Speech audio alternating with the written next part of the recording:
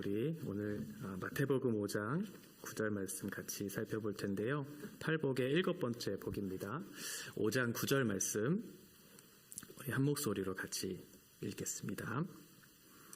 화평하게 하는 자는 복이 있나니 그들이 하나님의 아들이라 일컬음을 받을 것이니요. 아멘. 우리가 세상을 볼 때 하나님의 어떤 이름을 가장 확실하게 드러낼 수 있는 것이 어떠한 것일까 좀 생각을 해봤는데 여러 가지가 있을 것 같아요. 그런데 아마 하나님을 닮은 존재라는 것을 세상 속에 알리는 것보다 더 하나님을 선명하게 드러낼 수 있는 것이 있을까라는 생각을 해봤어요. 오늘 주제가 화평하게 하는 자인데 화평하게 하는 자의 받는 복이 하나님의 자녀라고 일컬음을 받는다라는 그런 주제예요.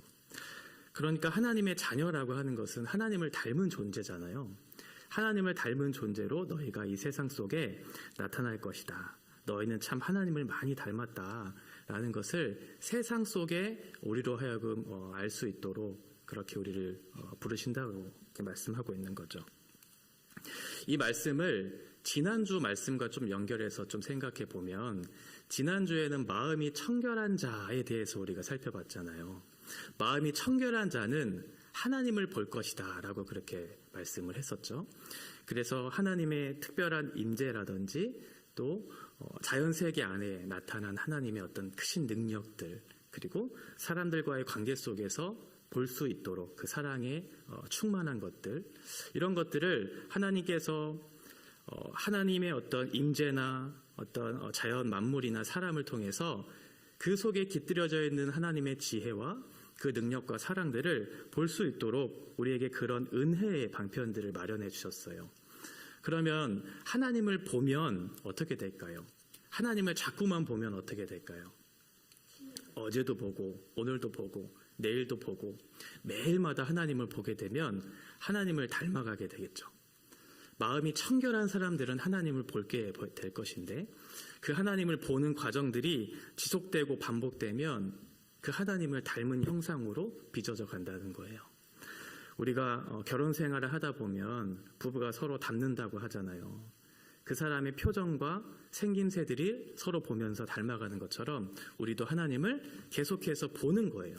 그러면 그 하나님이 어떠하신 분인지를 알게 되겠죠. 그분의 성품도 알게 되고 그분의 속성들도 알게 되면서 그분을 점점 가까이 친밀하게 경험하며 그분을 닮아가는 거죠.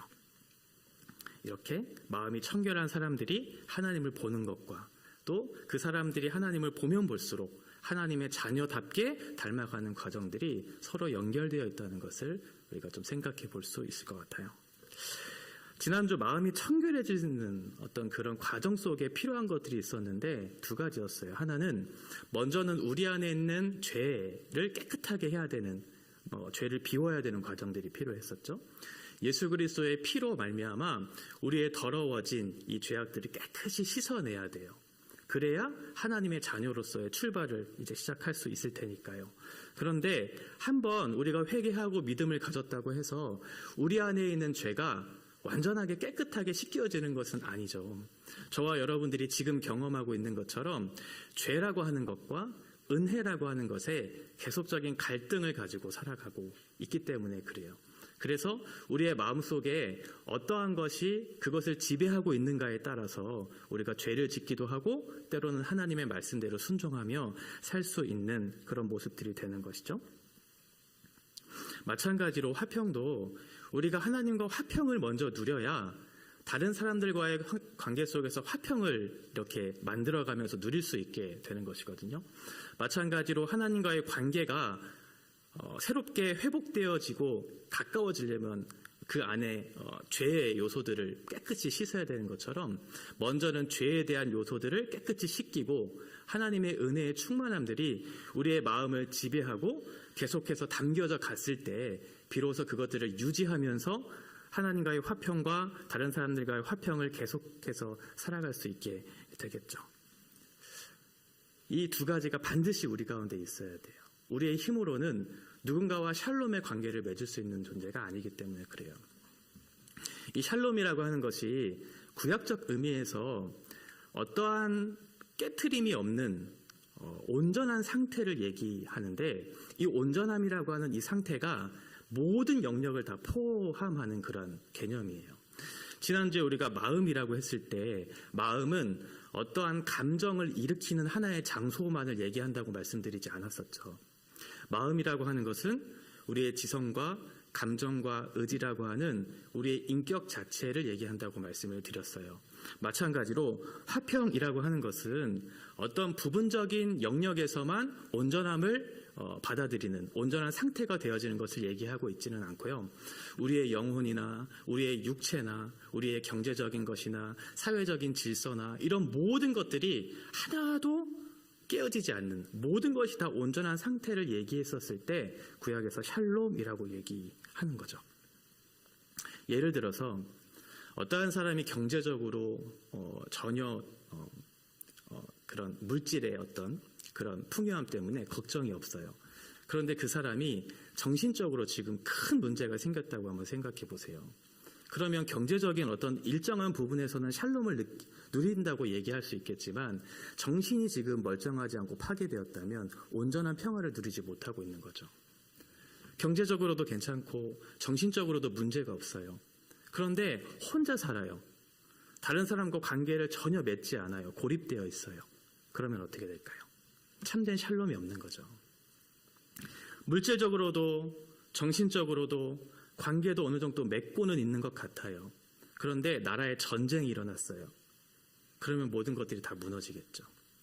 그러니까 어떤 부분적인 온전한 상태를 얘기하는 것이 아니라 우리가 발을 딛고 있는 모든 것들, 우리의 영혼과 육체와 경제적인 것과 사회적 질서, 모든 것들이 온전한 상태를 샬롬, 화평이다라는 그런 단어로 사용하고 있어요. 하나님께서 우리를 처음 지으셨을 때 원래는 그런 상태였어요. 모든 것이 깨어지지 않은 완전한 상태에 있었다는 거예요.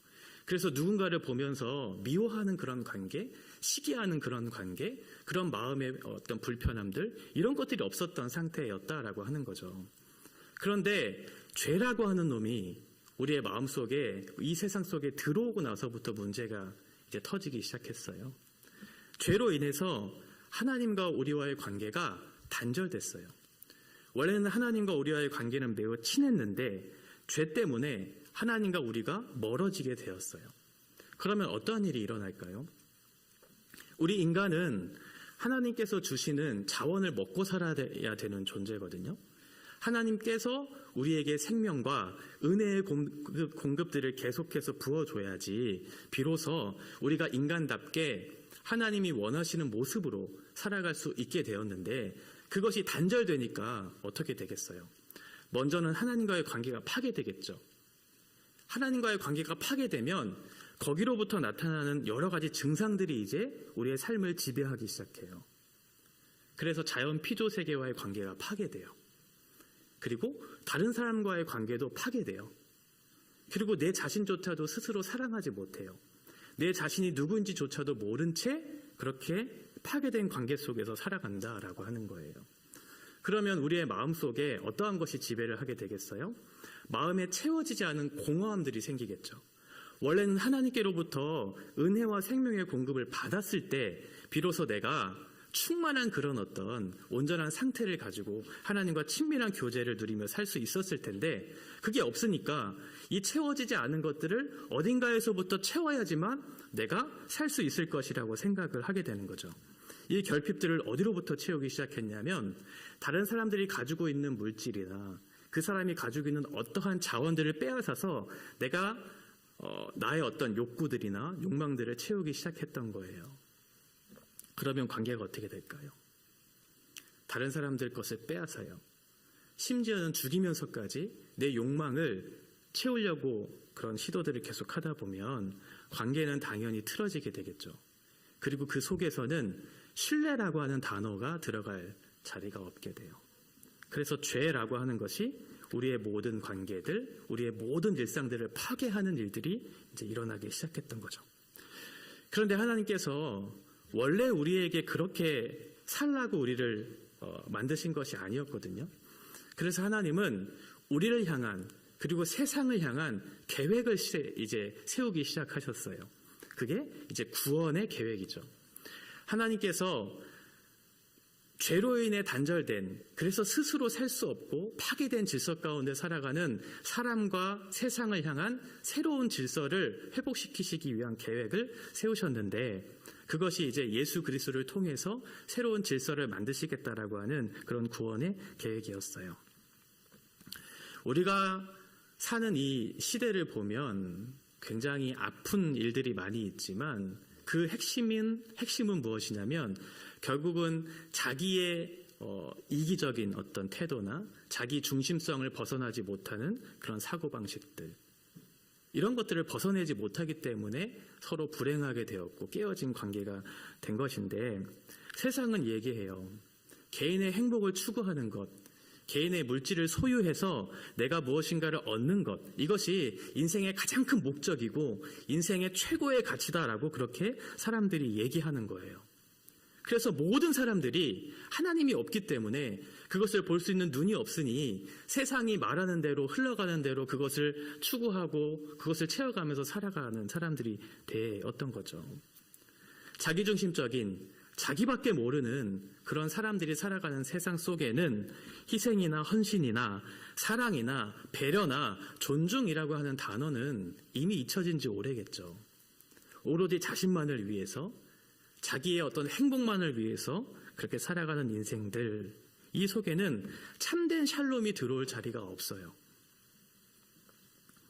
그런데 기독교의 핵심은 사실 관계거든요. 관계. 하나님께서는 우리를 관계 속으로 부르셨고 그 관계 안에서 참된 만족을 얻을 수 있도록 우리를 부르셨는데, 그 관계가 없으니까 다 깨진 거죠. 아무리 훌륭한 사람이라도 관계가 없으면, 관계를 떠나서는 도저히 존재할 수 있는 사람은 단 한 사람도 없어요. 그리고 관계를 떠나서는 그 사람이 어떠한 사람인지 확인될 길도 없어요. 내가 관계 속에서 어떠한 사람과 부딪혔을 때 그때 내가 가지고 있는 인격이나 성품이나 이런 것들이 드러나고 확인될 텐데, 관계가 없으니까 그 속에서 확인되거나 자기의 존재를 증명할 길이 없게 되는 거죠. 그래서 예수님은 이러한 파괴된 관계를 도저히 보지 못하시고 이 땅에 사람의 몸을 입고 오신 거예요. 그래서 예수님을 통해서 하나님과의 틀어졌던 관계들을 회복하게 하셨고, 그 회복된 인간을 통해서 이 세상에 무너진 질서를 회복하게 하기 위해서 우리를 부르셨다는 거예요. 그것이 하나님께서 구원하신 계획이고 목적이다라고 말씀하고 있는 거죠. 그래서 성경은 말하는 거예요. 화평하게 하는 자가 복이 있다. 모든 것이 깨어진 관계, 그 깨어진 것이 마치 우리의 인생의 최고의 목적이라고, 가치로운 것이라고 생각하는 이 시대 속에서 자신을 죽이고 자신을 희생하고 헌신하면서 다른 사람들을 유익하게 해서 그 깨어진 관계를 회복시켜 하시는 그 사람들이 참으로 복이 있다라고 말씀하고 있는 거죠. 어떻게 해야 이 일이 가능하게 될까요? 우리 스스로는 누군가를 바르게 사랑할 수 있는 존재가 아니고 누군가를 바르게 대할 수 있는 그런 사람들이 아니거든요. 우리에게 반드시 필요한 것이 있어요. 그게 뭐냐면 우리의 영혼이 거듭나야 되고 회심해야 돼요. 거듭나지 않은, 회심하지 않은 그런 사람들은 도저히 화평이라고 하는 단어의 의미도 모를 뿐더러 그 화평을 이룰 수 있을 만한 실력이 그 사람들 안에는 없기 때문에 그래요. 예수 그리스도의 사랑 안에서 나 같은 죄인을 살리신 십자가의 그 사랑이 얼마나 큰지를 깨달아야 용서할 수 없는 누군가를 용서할 수 있고 사랑할 수 없는 그 사람을 사랑할 수 있게 되는 것이지, 내 안에 있는 어떠한 용서나 내 안에 있는 어떠한 사랑으로 누군가를 받아낸다라고 하는 것은 불가능한 일이기 때문에 그래요. 예수 그리스도 때문에 가능한 것이죠. 예수 그리스도 안에 나타난 나를 향한 용서와 예수 그리스도 안에 나타난 나를 향한 사랑을 내가 깊이 경험하면 다른 사람을 향해서도 용서할 수 있고 다른 사람을 향해서도 그 사랑을 베풀며 살아갈 수 있게 되는 거죠. 이렇게 하나님과의 평화가 먼저 열리고 그 평화 관계 속에서 누린 사람들만이 비로소 다른 사람을 향해 진실한 평화를 누리면서 살 수 있는 관계가 되어지는 것입니다. 우리의 마음의 진실한, 우리의 마음의 중심에 변화가 있어야지만 가능한 일이에요. 우리가 이렇게 살아야지, 이것이 옳기 때문에 이렇게 살아야지 해서 되는 것이 아니라 우리의 마음의 청결함을 얻어야, 하나님께서 우리에게 주시는 진실한 마음의 변화가 있어야 하나님과의 진실한 평화의 관계가 맺어져야 비로소 그것들이 시작되는 것이다 라고 말씀하고 있는 것입니다. 이런 사람들은 비로소 이제 하나님의 자녀라고 일컬음을 받게 된다라고 성경은 말하고 있어요. 여기서 하나님의 자녀로 일컬어졌다라고 할 때 이 일컸다라고 하는 표현이 좀 독특한 표현인데, 이 일컸다라고 하는 것은 칼레오라고 하는 동사에서 파생된 단어예요. 이 칼레오는 이렇게 부르다라고 하는 그런 의미를 담고 있거든요. 그러니까 하나님이 화평하게 하는 자는 하나님의 아들이라고 부르셨다는 거예요. 하나님이 왜 하나님의 자녀로 이렇게 부르셨을까요? 부르심이라고 하는 것에 대해서는 한 가지 우리가 생각해 봐야 할 것이 있는데, 하나님이 아무런 생각 없이 우리를 당신의 자녀로 부르시지는 않았을 거잖아요. 불렀다라고 하는 것은 무슨 이야기를 하려고 한다든지 거기에 대해서 어떤 지침을 주기 위해서 불렀다는 건데, 이 말은 하나님께서 우리를 부르신 목적이 있다는 거예요. 그리고 너희를 화평하게 한 이유가 있다는 거예요. 우리가 왜 그리스도인이 되었는가? 저와 여러분들이 왜 예수님의 십자가의 사랑을 통해서 구원을 얻었는가?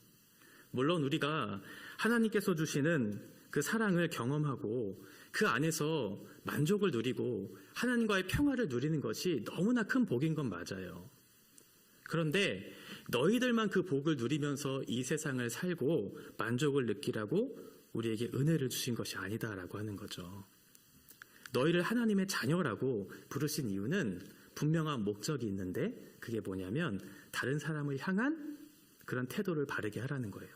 내가 너에게 한 것처럼 너희도 다른 사람을 향해 그 태도를 취하라라고 얘기하는 거죠. 그러니까 이것은 두 가지가 있는 거죠. 하나는 이것이 너무나 큰 복이다라고 하는 것을 깨달아 아는 것과, 두 번째는 우리 그리스도인들에게도 분명한 책임이 있다라고 얘기하는 거예요. 자기가 옳다고 끝없이 주장하고 다툼과 분쟁을 일으키기에 주저하지 않는 이 세상 속에 그것이 옳다고 말하는 이 시대 속에서 우리 그리스도인들은 어떻게 살아야 하는가라고 하는 문제가 남는 거죠. 우리는 어떻게 살아야 할까? 죽어야 돼요. 우리가 죽어야 하늘의 미랄이 돼야 땅에 떨어져 썩어져야 또 다른 열매들이 맺혀지는 그런 일들이 있을 테니까. 간단해요, 사실. 우리가 화평을 이루게 하는 유일한 방법은 죽어야 돼요.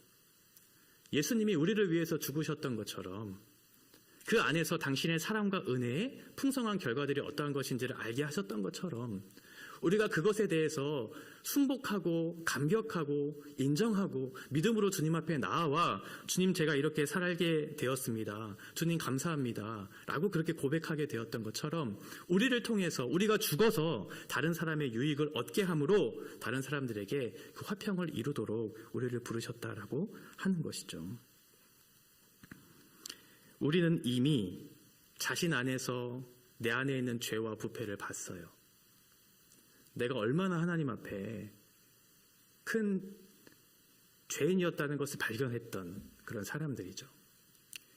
그래서 자신의 죄에 대해서 끊임없이 애통하면서 울었던 사람들이에요. 왜 그렇게 울 수밖에 없었을까요?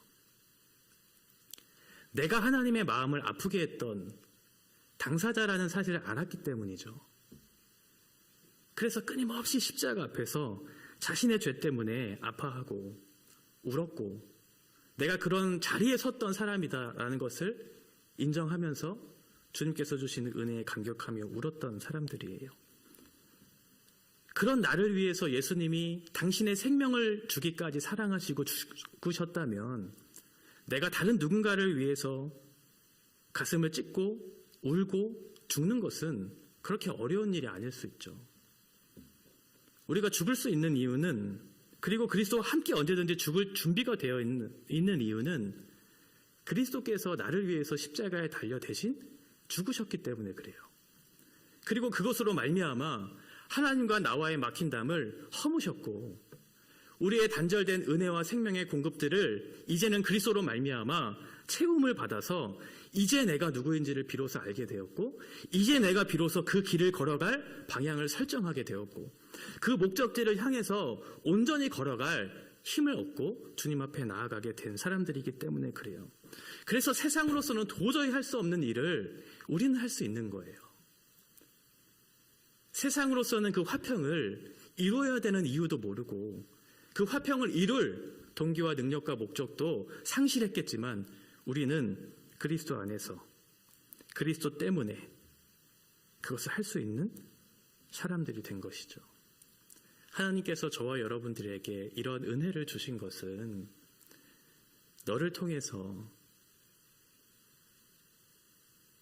또 다른 평화가 필요한 그 사람들에게 그 복을 전하도록 우리를 부르신 것이고, 감히 우리가 그런 자리에 설 수 없었다라고 하는 그런 인생들이었지만, 그러함에도 불구하고 하나님은 우리를 통해서 그 일을 하기를 원하신다라고 하는 거예요. 예수님이 우리에게 어떠한 일을 하셨는가? 에베소서 2장 말씀을 잠깐 같이 보면, 그는 우리의 화평이신지라 돌로 하나를 만드사 원수된 것 곧 중간에 막힌 담을 자기 육체로 허시고 법조문으로 된 계명의 율법을 폐하셨으니 이는 이 둘로 자기 안에서 한 세 사람을 지어 화평하게 하시고 또 십자가로 이 둘을 한 몸으로 하나님과 화목하게 하려 하심이라. 우리가 서로 그리스도 안에서 하나 되게 하셨어요. 연약한 우리들, 불량품들인 우리들을 한 교회로 부르셔서 한 몸을 이루도록 우리를 부르셨어요. 그러면 우리는 어떻게 해야 될까요? 세상 속에 나아가기 전에 교회라고 하는 한 공동체에서 하나됨을 이루어야 되겠죠. 서로의 다름을 통해서 서로를 정죄하는 것이 아니라 그리스도 예수 안에서 한 자매고 한 형제인 것을 서로를 받아내므로 그 결과가 우리 안에 드러나므로 참된 화평이 어떠한 것인지 우리가 교회 안에서 경험해야 비로소 세상 속에 나아가 흩어져 각자의 자리 속에서 그 화평을 만들어내는 사람들로 살아갈 수 있게 되는 것이죠. 우리 교회가 하나됨을 이루지 못했는데 서로 관계가 깨어지고 끊어지고 하나됨을 이루지 못했는데 어떻게 우리가 세상 속에 나아가서 우리를 통해 깨어진 관계들이 회복되어지고 화평을 이루는 도구로 살아갈 수 있겠어요? 하나님께서 교회로 부르신 것은 우리가 완전하기 때문에 이 자리에 부르신 것이 아니고 여러 가지 연약함들이 있고 깨어진 것들이 있지만 그러한 것들을 회복시키시고 고치시기 위해서 하나의 훈련 장소로 이 교회로 부르신 것이잖아요. 저와 여러분들의 모습을 보면 온전한 사람은 단 한 사람도 없잖아요. 서로 이렇게 강대상에서 또 예배당에서 만나고 있기 때문에 우리의 허물들이 감추어진 것뿐이지, 우리가 서로를 깊이 알면 알수록 우리가 서로를 받아낼 수 없는 존재라는 것을 더더욱 깊이 경험하게 될 텐데, 그러함에도 불구하고 우리가 서로를 받아낼 수 있는 근거가 그리스도 예수 안에 있다는 것을 발견함으로 우리의 깨어진 관계가 이 교회 안에서 회복되어지고 서로 하나됨을 이루어가는 과정 속에 우리의 온전함이 경험되어진다면 세상 속에 나아가서 물론 이것보다 더 힘든 상황이 우리에게 닥쳐질 거예요. 그 속에서 다른 사람들과의 깨어진 관계들, 세상에 무너진 질서들을 우리를 통해서 회복시키시고자 하시는 하나님의 기대에 우리의 모습들이 바르게 사용될 수 있을 거예요. 하나님은 우리에게 부탁하셨거든요. 고린도전서 후서 5장 말씀을 같이 보면 모든 것이 하나님께로서 났으며 그가 그리스도로 말미암아 우리를 자기와 화목하게 하시고 또 우리에게 화목하게 하는 직분을 주셨으니 곧 하나님께서 그리스도 안에 계시사 세상을 자기와 화목하게 하시며 그들의 죄를 그들에게 돌리지 아니하시고 화목하게 하는 말씀을 우리에게 부탁하셨느니라. 네. 우리에게 화목을 주셨어요. 그리고 부탁하셨어요. 너희가 세상 속에 나아가 화평을 이루는 사람들로 살아줬으면 좋겠다. 너희가 예수 그리스도의 십자가의 사랑을 알았다면, 그리고 그 속에 참된 용서가 무엇인지를 알았다면 너희도 나아가 그렇게 행하라 라고 말씀하고 있어요. 하나님이 우리를 먼저 화목하게 하시고 그 다음 우리를 화목하게 하는 직분을 주신 것은 이 땅에 우리가 남아있는 이유예요. 부르심에는 목적이 있다고 말씀을 드렸잖아요. 하나님께서는 우리에게 마지막으로 부탁하셨어요. 너희로 이 세상에 깨어진 관계에 화평을 이루는 도구로 사용되어지기를 바란다. 마음껏 손해보고 마음껏 겸손하고 마음껏 죽어서 이 세상에 자기밖에 모르는 자기중심성을 깨트리지 못하는 이 세상 속에 구별된 백성으로 다른 가치와 다른 방식을 따라 살아가는 것이 어떠한 것인지를 너희의 삶을 통해 드러내라고 우리를 부르신 것이죠. 그런 부탁에 우리가 응하는 사람들이 되어야 할 것입니다.